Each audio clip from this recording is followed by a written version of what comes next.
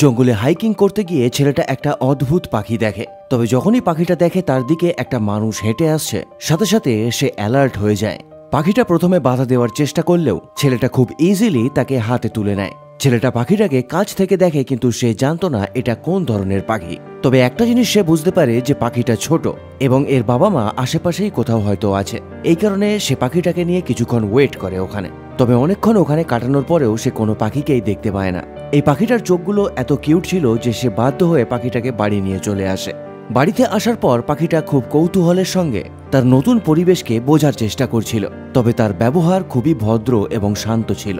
সময় কাটার সাথে সাথে পাখিটার সারা শরীর ধপধপে সাদা পালকে ভরে যায়, যার ফলে পাখিটাকে অস্বাভাবিক মায়াবী লাগতে শুরু করে। এবার যেহেতু ছেলেটার এবং তার বাবা মায়ের বাইরে কাজ থাকতো, তাই পাখিটার দেখাশোনার দায়িত্ব তার বোনের উপর পড়ে। এদিকে পাখিটাও সব সময় তার সাথেই থাকতো এবং তার কথা সব সময় শুনতো। এমনকি মেয়েটা যখন পাখিটাকে বাইরে নিয়ে যেত, সে উড়ে কোথাও পালিয়ে যেত না। দেখে মনে হচ্ছিল এই মানুষগুলোকেই সে তার পরিবার মনে করতে শুরু করেছে। তবে স্পেশালি ওই মেয়েটার সঙ্গে তার একটা আলাদা সম্পর্ক তৈরি হয়।